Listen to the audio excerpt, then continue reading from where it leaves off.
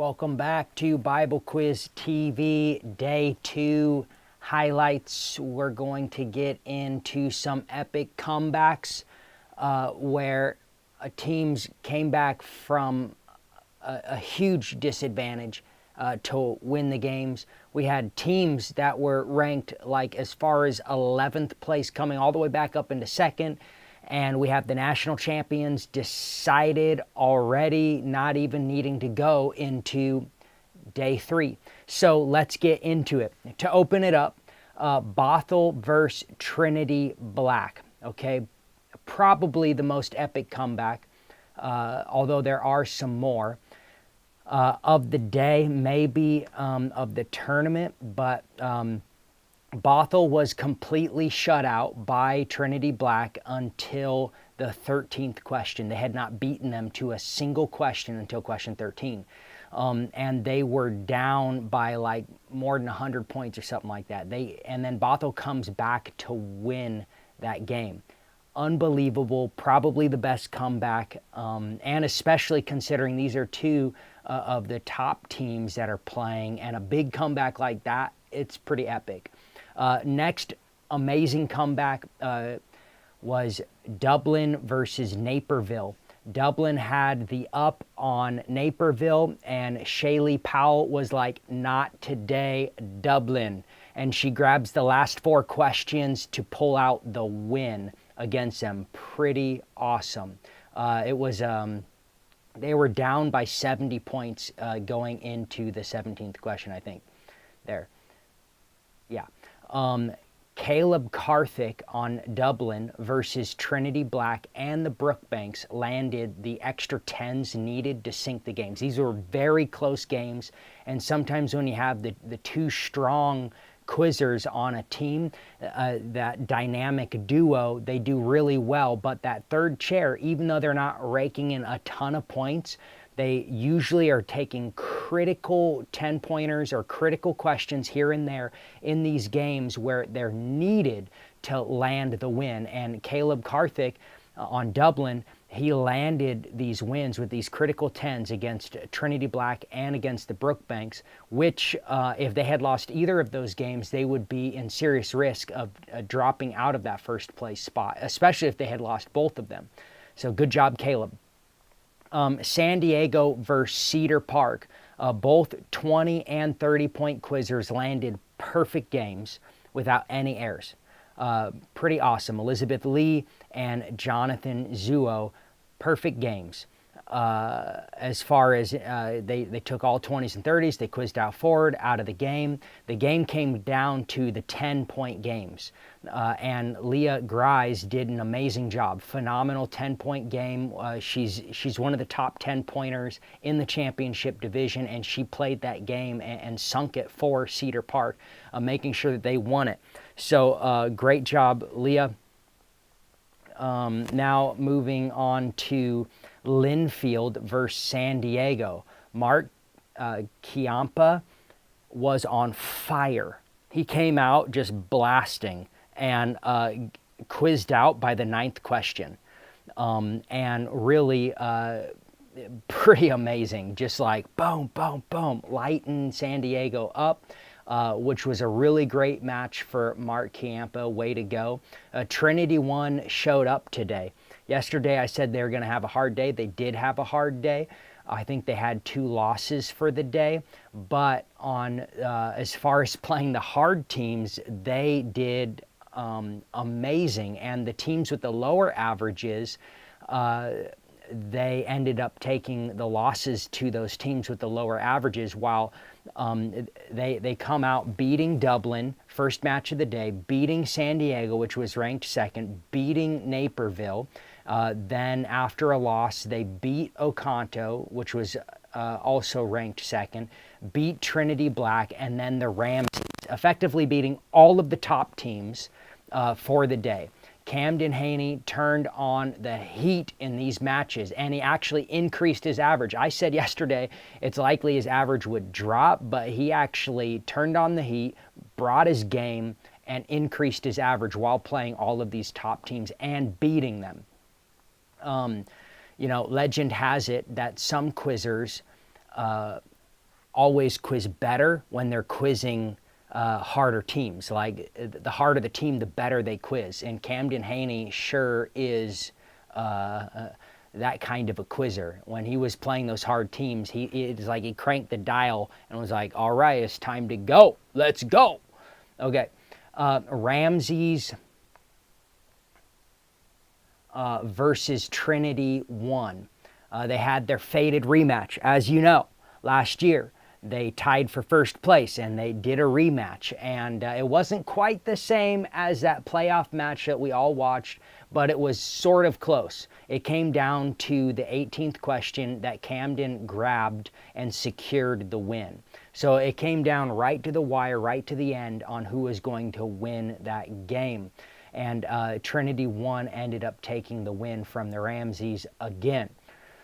Bothell, after having their big comeback earlier in the day against Trinity Black, they went on to play Trinity 1 and had another comeback. I can't even believe it. It's like a double feature. If you can beat both of the Trinities, it's like, I mean, it's not easy to beat even one of them, but to come back and to beat both of them in the same day is like outstanding by Bothell.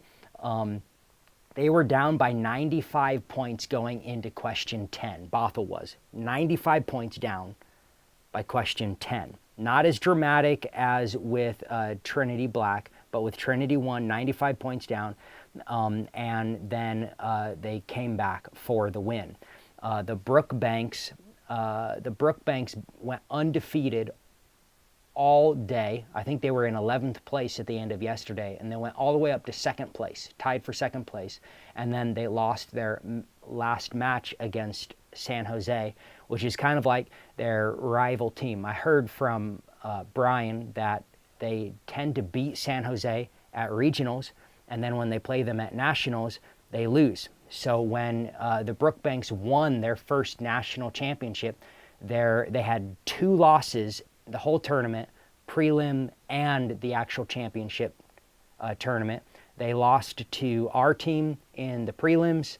I remember that with Zach Ponraj and Sam Dawson and Wyatt Peterson. And then they lost to San Jose, which was a fairly young team. Sam Jabarish was like, knee-high to a grasshopper, 2 little kids, and I remember they were hot. And even though they were ranked near the bottom, like 18th, they quizzed really well. And the Brookbanks lost to them. And it's kind of been like an ongoing tradition at this point that they beat San Jose at regionals, and then they lose to San Jose at nationals. And history repeated itself here. And then, so the Brookbanks landed in, like, I think 6th place or 7th place because there's such a big tie for second place right now, like a 5-way tie or something like that. Okay, Steve Joy's average, I predicted it was going to jump by 20. It jumped by 14 points today, which is amazing. Great job, and it landed him in second place individual. As far as the 10-point quizzers go, for championship, you have Bryce Helgerson of Sparta landing on top with 62 10-pointers. Joshua Sullivan right behind him with 61, and Leah Grise with 55, and Miguel Vargas with from Oconto with 54. So some really great 10-point game going on yesterday and today. Carrying on, Spokane Valley, is Courtney Elwine lands a 150-point game against San Jose. San Jose, Hansel John is a 30-point beast. He's one of the top 30-point quizzers this year at nationals, and even though Spokane Valley is ranked near the bottom of the pack in championship, Courtney Elwine lands a 150 game against a good quizzer like Hansel. So way to go, Courtney. Good job. What a great game. Wayne's Johan Ajoy snags question 20 against Trinity Black for the win, then turns around for the double feature like we talked about, to beat Trinity 1 by snagging the last couple questions, as well as beating Oconto. They beat Oconto as well. Utica's Ian Horn grabs question 20 from Braeswood today, rising from Braeswood today, the Braeswood Precious Ladies to win the game. So that was a tight match, and Ian Horn grabs the last 20-pointer to win the game. It came down to the last question. The Ramseys, they grab 5 games, breaking 200 points today, rising like from 6th or 7th place yesterday up to 2nd place today. So their point averages skyrocketed. They went from being under 160 in the yellow bracket that I had marked out into the red bracket with a 174 average. They just really they shot up there. They took advantage of playing teams without the higher averages by raking in high game after high game after high game. Really outstanding day by the Ramseys.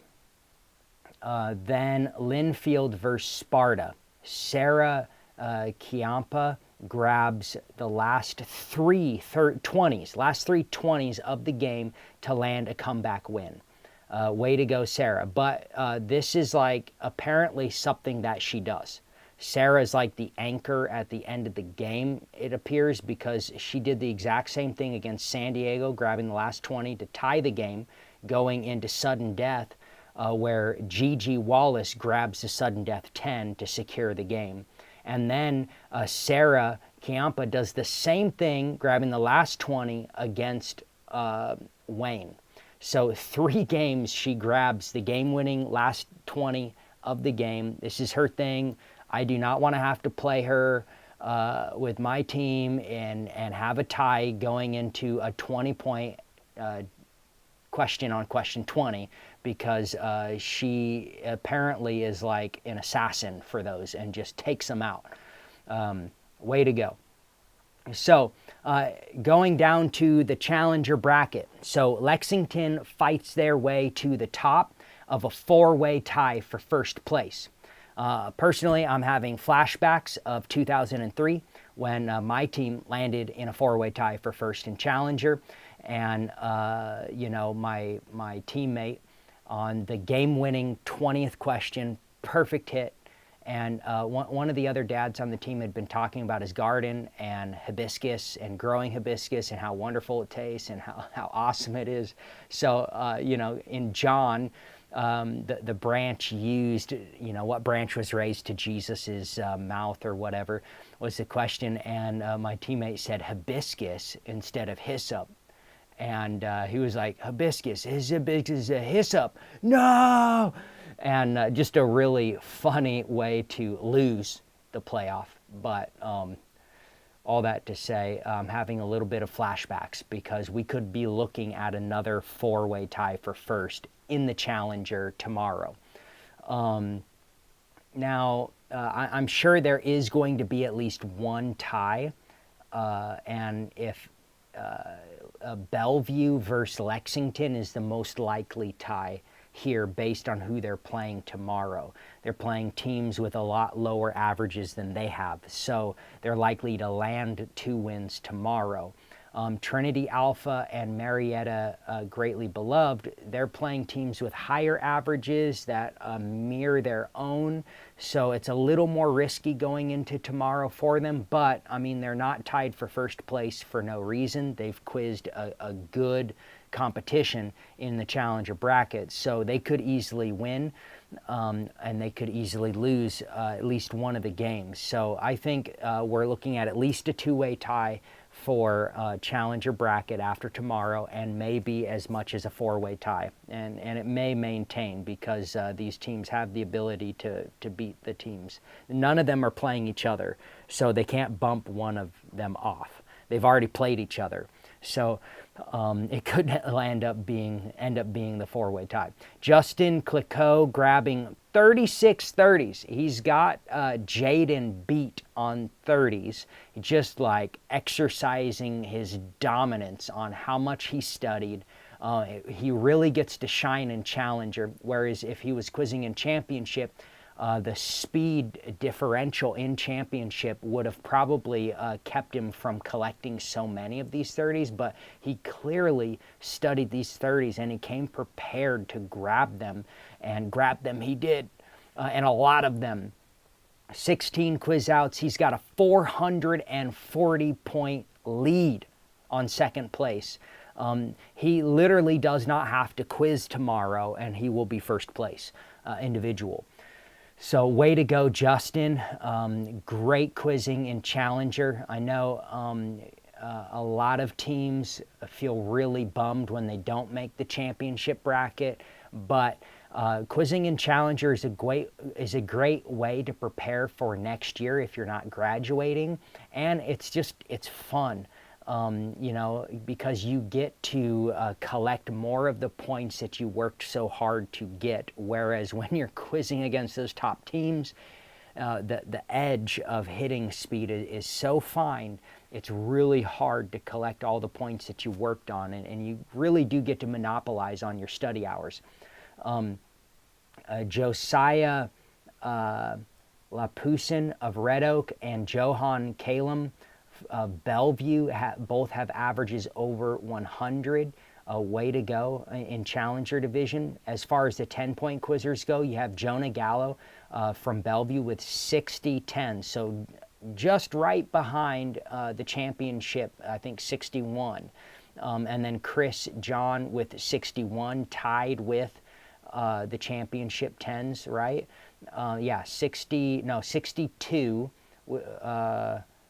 10s from Bryce Helgerson. Then Joshua Sullivan is 61. So in Challenger, they're grabbing as many 10s as in Championship. And Aiden Rajesh from Greensboro with 58 10s. Now, Greensboro is my wife's home church. She actually quizzed there, but we never quizzed against each other. She decided to go on a missions trip instead of going to nationals in John 2003. We maybe would have met there at Bible quiz, and she would have fallen in love with my nice, nerdy polo shirt and have been like, oh, look at that guy. No, she wouldn't have even remembered me. But Greensboro, hi, if you're watching, thank you for raising my wife right. All right.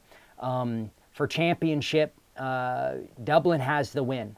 They have 3 losses, and second place has 6. They don't even have to show up tomorrow and quiz at all, and they have the tournament won. And Jaden lands in the top. He has a massive lead on the second place. Let's look at that.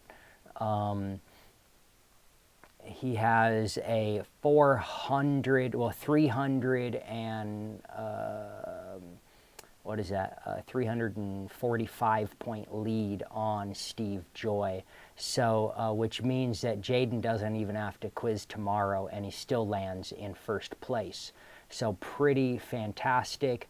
Way to go, Dublin. You landed the win. You played a great tournament. And Jaden, way to go. You also played a great tournament. I remember playing his younger brother, Nathan, last year in JBQ Nationals in the prelim day. And I quizzed against them, and up until that point, most of the teams were a lot slower than us, or not quite as good as we were quizzing that day. Even though we had lost some matches, I was like, well, we could have won them. We really beat ourselves. But when we played Dublin with Nathan, I was like, holy smokes, they outplayed us. And seeing him, I think this is his rookie year in TBQ. I don't know if he quizzed last year and did the double, because some quizzers can do JBQ and TBQ the same year, like Megan Ramsey did. But Nathan, wow, first year, 17th place. 10 quiz outs on the national championship team. His career in TBQ is just getting started, and he's starting on the top, which is really great. They worked hard. Seeing them as the final two for the quoting bee, that was awesome. Big brother versus little brother, And then Nathan was like, I really probably should let my big brother win. Don't want to embarrass him in front of his friends, so I'll just pretend that I ran out of time on this last quote. Thank you, Nathan. You did an excellent job in being kind to your brother by letting him beat you at the quoting bee. So the real competition here, the final thing I'll say, the real competition here is for second place tomorrow. And the Ramseys play San Diego and Marietta. San Diego has had a better 30-point game than the Ramseys, but the Ramsey girls have crushed to death the 20-pointers, obliterating them. They have the most 20-pointers out of any team with 90, and their 10-point game is better as well than San Diego. They have 13 more 10s for the competition than San Diego. So, will the 30-point game, better 30-point game offset the better 10-point game? We'll find out tomorrow. Trinity 1 should be able to land the wins against their two matches tomorrow.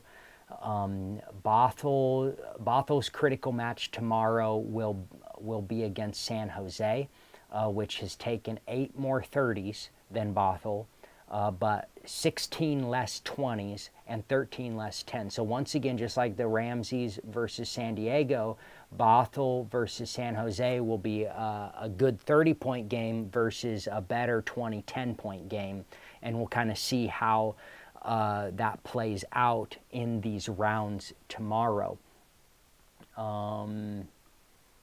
So we have here, the 4-way tie for second place. Oconto and Colorado Springs tied for 6th place. And I think it was broken head-to-head. For Oconto versus the Brookbanks at Colorado Springs.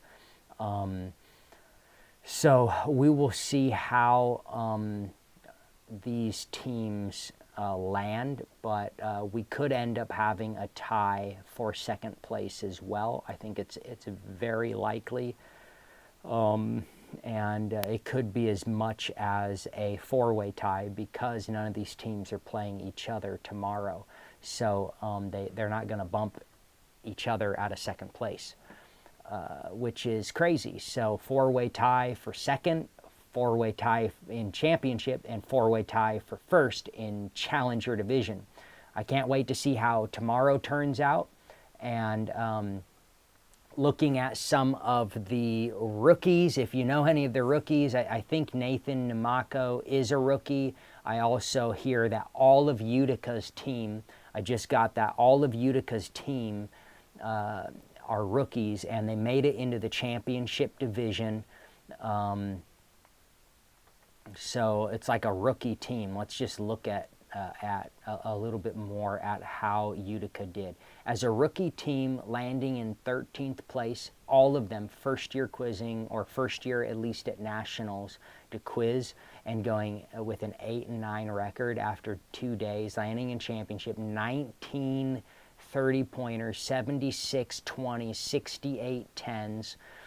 Their accuracy is a little low at 69, but it means that they've been quizzing fast, that they're showing up and they are competing at the championship level and doing a great job matching these teams with speed and beating them on a lot of questions. Way to go, Utica. And Ian Horn and who are the other quizzers here from Utica? We have Ian Horn, then we have